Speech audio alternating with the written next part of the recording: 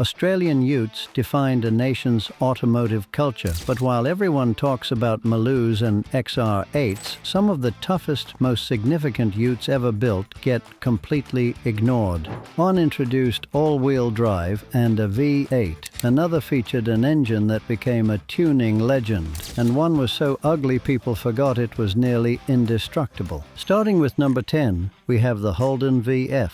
The VF was the final Australian-built Ute, and it should be celebrated as the best Ute Holden ever produced. Instead, it gets overshadowed by nostalgia for earlier models that weren't nearly as good.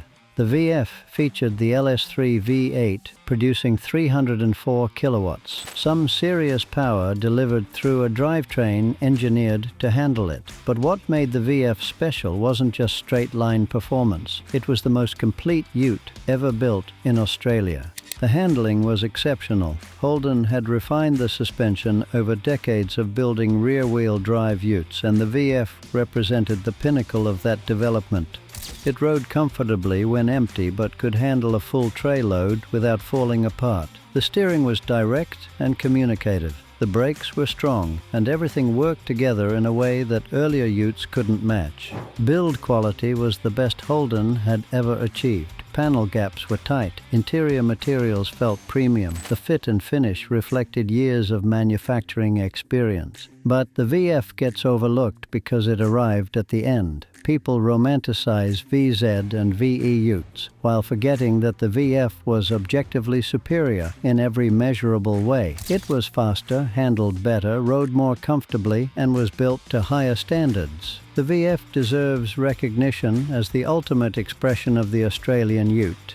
Coming up next at number 9 is the Holden VZ SS. This Ute represents the last of the raw-feeling V8 Utes before modern electronics smoothed everything out. It featured LS1 and later LS2 V8 options, delivering genuine performance with minimal electronic interference. What made the VZ special was how directly connected the driver felt to the machine. Modern traction control systems and stability programs weren't as intrusive as they would become. The throttle response was immediate. The steering communicated what the front wheels were doing. You could feel the rear end moving around under power. This was a Ute that demanded driver involvement and rewarded skill. It also represented peak simplicity for V8 Utes. The LS engines were proven and reliable. The drivetrain was robust, and the maintenance was straightforward. When something broke, it was usually easy and affordable to fix, but it gets forgotten between the earlier VU and VY models that introduced performance Utes and the later VE that brought modern refinement. The VZ sits in an awkward middle position, which is a shame because it offered the best balance between old-school driving feel and modern reliability. But while Holden was perfecting V8 Utes, Ford was building something that would become a tuning legend, and most people completely missed it. At number 8, we have the Ford Falcon XR6 Turbo. This one is massively underappreciated, which is insane considering what it offered. While everyone was chasing V8s, Ford quietly built a turbocharged inline-six with insane tuning potential that could embarrass much more expensive machinery. The turbo Barra engine in the BA and BF was special. Stock, it was quick. But with simple modifications, a tune, exhaust, and supporting mods, these engines could produce enormous power. The factory bottom end was strong enough to handle serious boost increases. People were building 400-plus kilowatt XR6T Utes with relatively basic modifications. What makes this underrated is that people dismissed them as not real performance Utes because they weren't V8s. But on the street, a properly set up XR6T would destroy most of them. The turbo lag added character, the power delivery was explosive, and the tuning potential meant you could build something genuinely fast for less money than a factory V8. Today, XR6T Utes are starting to get recognition as the sleeper legends they always were.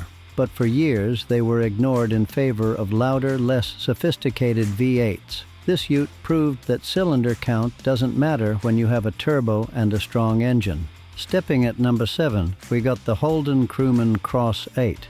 The Holden Crewman Cross 8 was one of the strangest Australian utes ever made, and that's exactly why it deserves recognition. This was a 4-door ute with all-wheel drive and a 5.7-litre V8. Nothing else on the Australian market offered that combination. The Crewman's design was polarizing. It looked odd. The proportions were unusual, but underneath the weird styling was genuinely innovative engineering. Holden had taken the all-wheel drive system from the Adventure wagon and packaged it into a ute body. This created a vehicle that could handle poor surfaces and weather conditions while delivering V8 performance.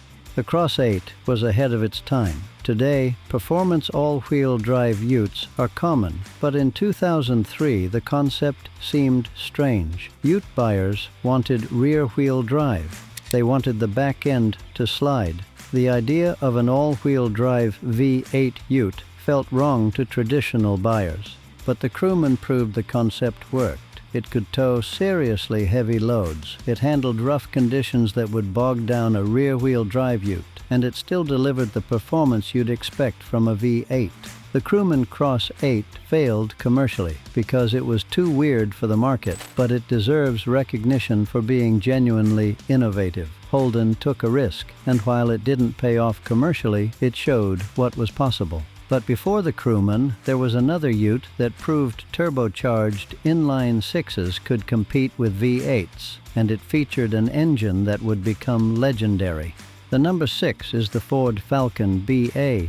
The BA Ute introduced the Barra engine to ute buyers, and that alone makes it historically significant. But the BA gets overlooked because people focus on the BF that followed and the FG that perfected the formula. The BA's Barra represented Ford's fresh start. This was an all-new inline 6 designed specifically for Australian conditions. The iron block construction gave it strength. The engineering was conservative and proven, and critically, the Barra had enormous tuning potential that wouldn't be fully explored until years later.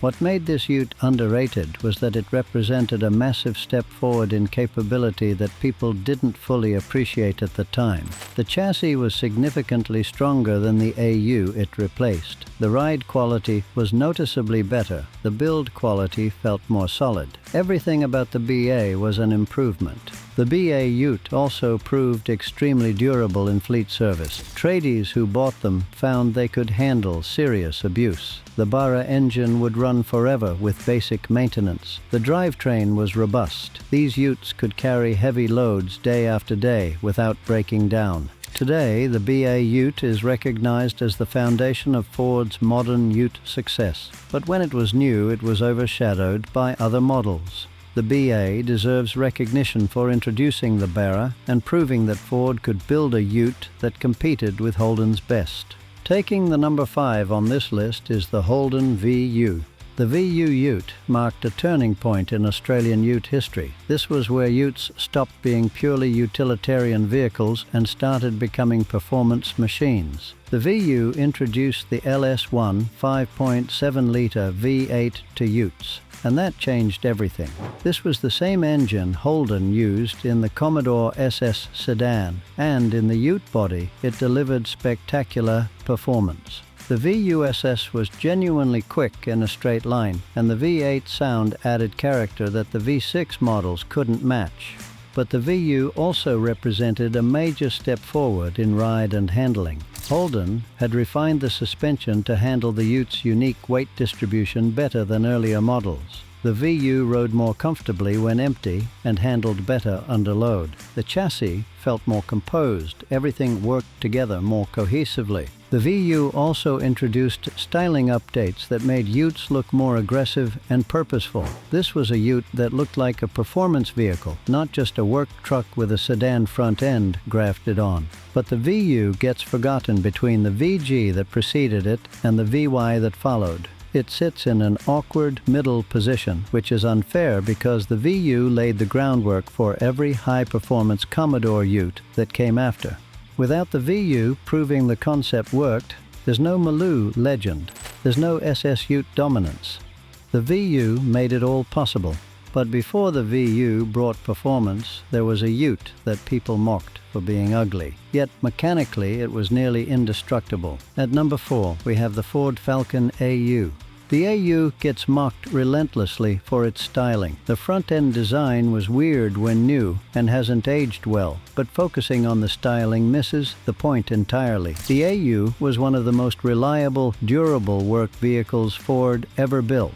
The AU featured Ford's bulletproof 4.0-liter inline-six. This engine was proven, simple, and virtually indestructible. The AU's mechanical simplicity meant fewer things could go wrong. The electronics were straightforward. The drivetrain was robust. Everything was designed to work and keep working. Fleet buyers loved the AU because it delivered exactly what they needed: reliable transportation that could handle abuse. Tradies bought AUs and drove them for years with minimal maintenance. These Utes could carry heavy loads day after day without breaking down. Parts for the AU were cheap and widely available. Repairs were simple, and any mechanic in Australia could work on them. This combination of mechanical reliability and affordable maintenance made the AU Ute ideal for anyone who needed a work vehicle that wouldn't let them down.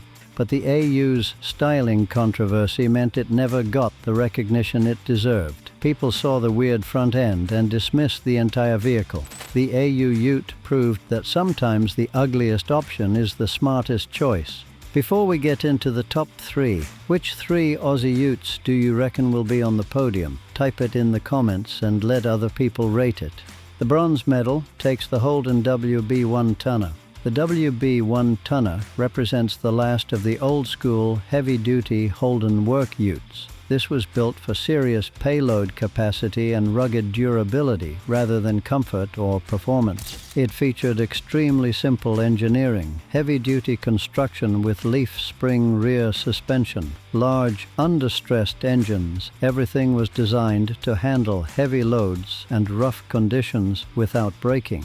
What made the WB special was its payload capacity. The one-tonner could carry a full ton in the tray, far more than modern Commodore-based Utes could handle. This made it invaluable in rural Australia, where moving heavy equipment was part of daily life. The WB gets forgotten because it represents an era that ended. When Holden moved to the Commodore-based VG Ute in 1990, they prioritized comfort over pure payload capacity. The WB was the last true heavy-duty Holden Ute.